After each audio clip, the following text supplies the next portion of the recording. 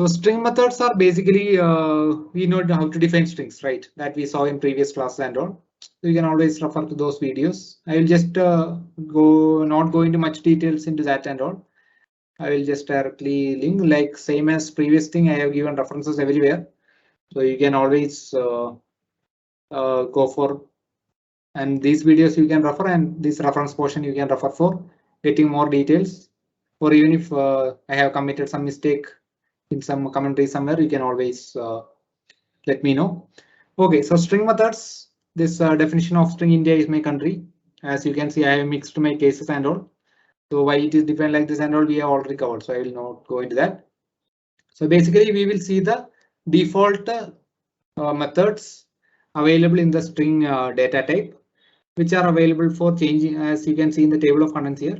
Change case, check type of contents, split, partition, join, search methods, formatting strings, these kind of applications we will see. And then we will see just example of how to print patterns using string methods. Because in our for loop session, we saw how to write print patterns, but that was not the fully optimized way. You can go one more level up and make it more optimized. That also we will cover. And then one Python string library we already covered in that session, but I will just go through that some additional features of that also. So we will just run through everything and I will tell you what it does. We will not go into much details and all, because all these you can get through the reference. I will just tell what each function does, because all are like straightforward only. So basically I will run this, and the first function is called capitalize, and you might have already guessed what it does, right? It should capitalize, right? So what do you expect it? So capitalize means that for each sentence, like if I am having a sentence in a sentence, then I am writing in proper textbook. You consider the first letter of that sentence alone will be what in uppercase, right? So that is what this capitalize implements. If I have a string which has like 10 sentences corresponding to first letter of each sentence, this capitalize will make it uppercase. Everything else it will make lowercase. So I had a mix here, so that I all got corrected here. Everything is in lowercase except for the first character. Now coming to title case. So this you already know, we have covered in previous sessions also. Corresponding to each word, the first character will be made an uppercase. Then we have the upper method, which will convert all the characters to uppercase. Lower method, which will change all my characters to lowercase. And we have a swap case, which will change everything to like as see one thing. Okay, similar to our sorted difference that we saw. As you can see, I am calling all these functions, and these are returning me some values. These are not modifying the original string with which I am calling. Because if it was modifying, then at this point I should have got swap case all capital. As you can see, that is not the case. My string one is being used unmodified. Every time it is operating and it is giving some output. So if I want to use this further, I need to assign this to some variable. As you can see, my original string one, India and my are lowercase, East and country are uppercase. So that got swapped in my call to swap case. Now the next function is upper. So I am checking again my same string. I can check whether it is fully in uppercase using is upper, whether it is fully in. Now I convert it to upper and then I check. Then I got true, right? Then whether everything is in lowercase. No, right? It is mixed. Then I can convert it in lower and check that it is lowercase. So then is title case false. Same way is title. So this I have just given like you may have to like using some real world data to do something like natural language processing kind of applications. You will be like mixing cases. You will get some person's name Arun with a capital. Then a food, you have a word means all will be lowercase.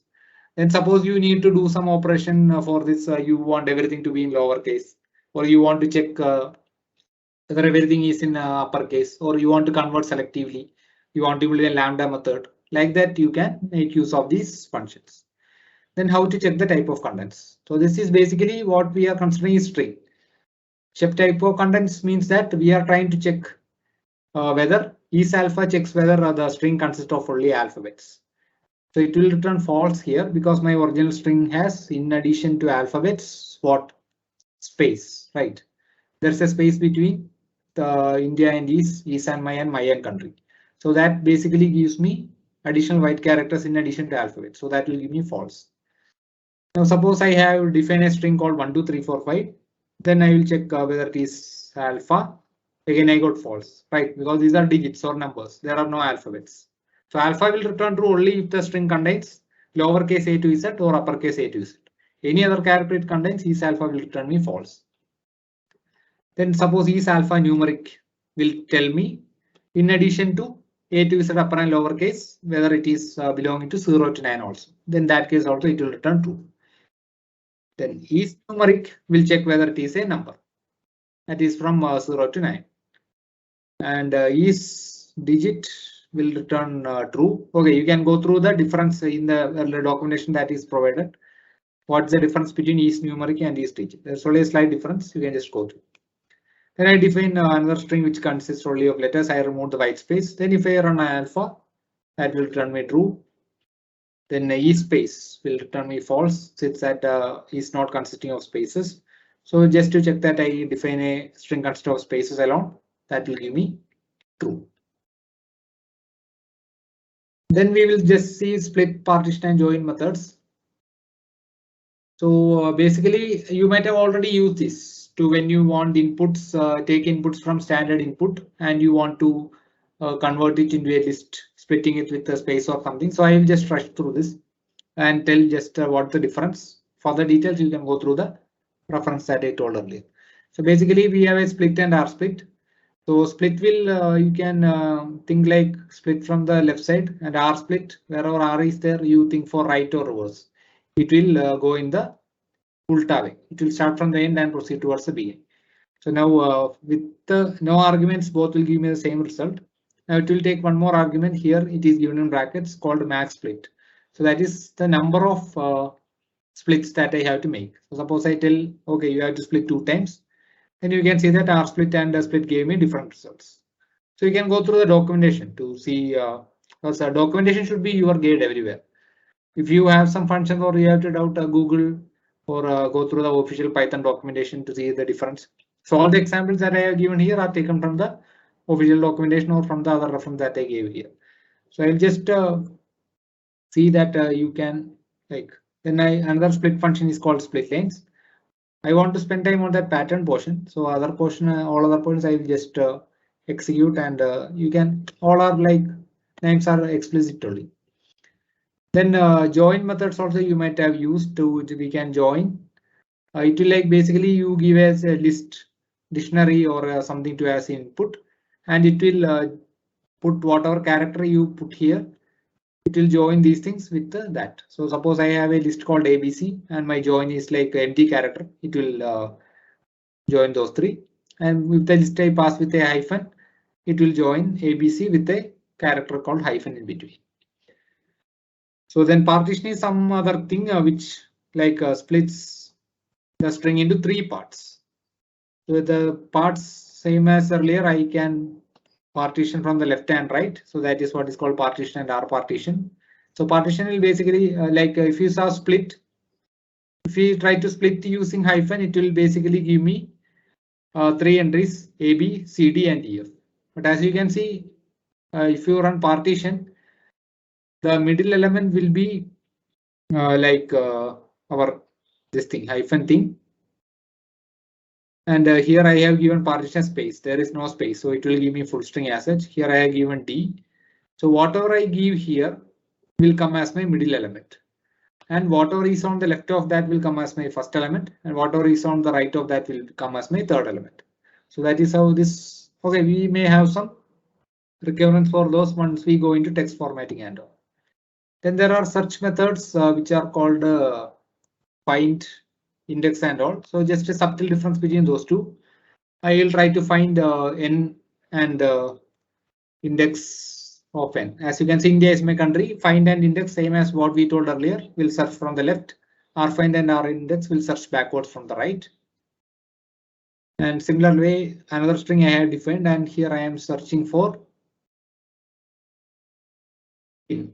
So that way here also it had multiple int, but find will search from left side, or find will search from right side back. Now the difference between find and index is that find methods return -1 if the whatever string I am searching for is not found.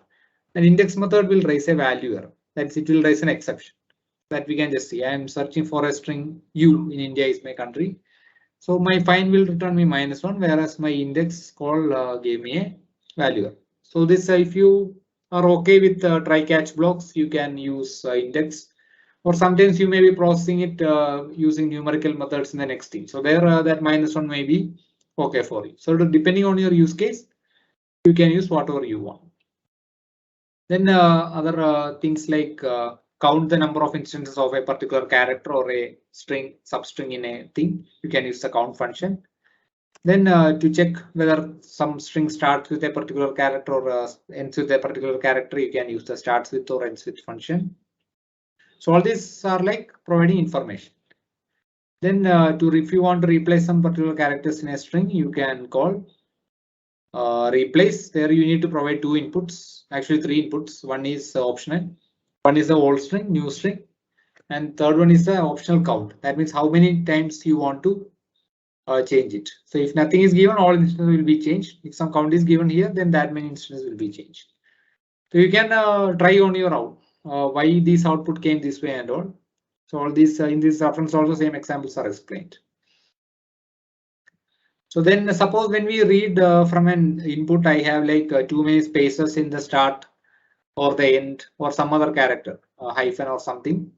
So things like that I can use L strip, that is strip from the left side, R strip will strip from the right side, and strip will strip from both sides.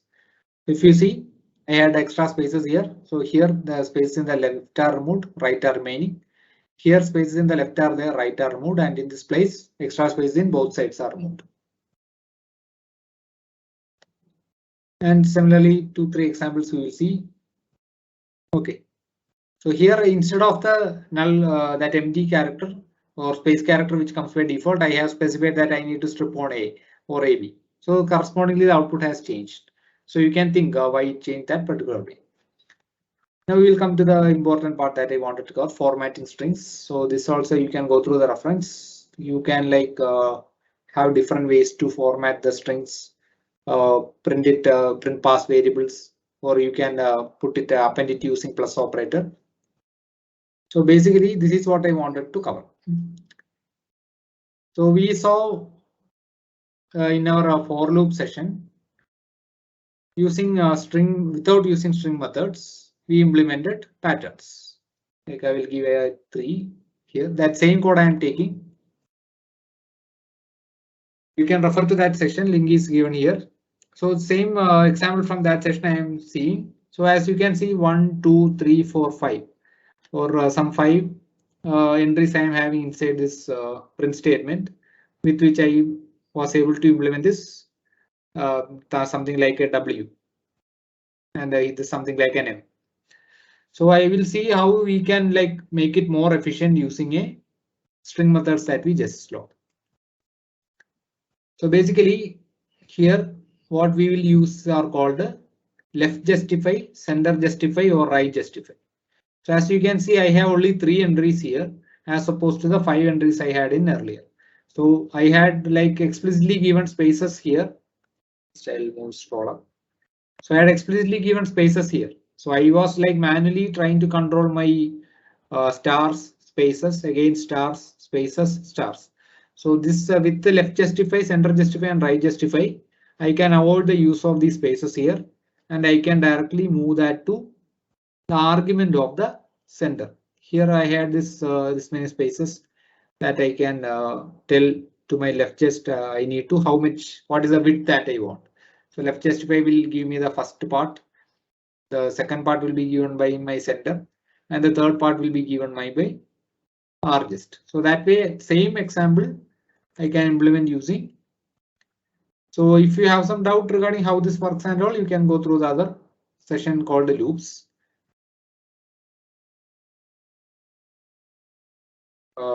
So I have just replaced the whatever is inside the print with a string method.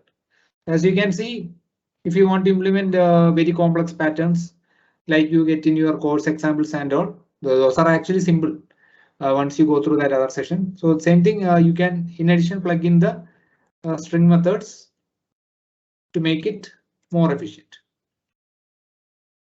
And then additionally some set fill expand tabs like string methods are there. Those are like advanced things you can use if required. Then there is a library called string library also, which is like an old module which you are not supposed to use default case, but it has something that we may like, so which we can use. So basically it has too many methods that you can see here. So basically what I like about the string library is that suppose I want to operate something over full list of alphabets. So then what I want to do is I will have to create a list consisting of all alphabets, and I will have to use a CHR or ORD kind of functions. We covered that in the previous session. So like that, I will have to like manually using list comprehension or something, make this list.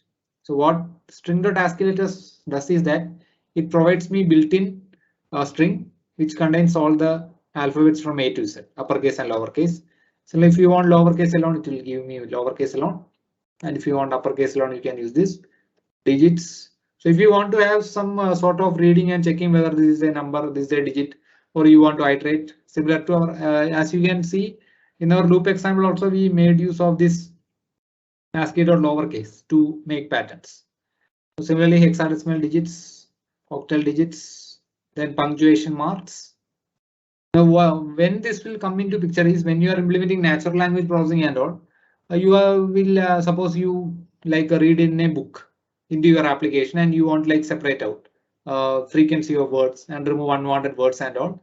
Then these kind of punctuations, white spaces and all will help you. So you need not like again reinvent the wheel. You can directly use this. And the most comprehensive thing is printable. So this combines whatever we saw now, everything. ASCII lowercase, uppercase, digits, then punctuation marks, white space. Everything is clubbed into a printable. So these are like convenience methods that you can use for your application. So with that, we will conclude today's sessions. Thank you all.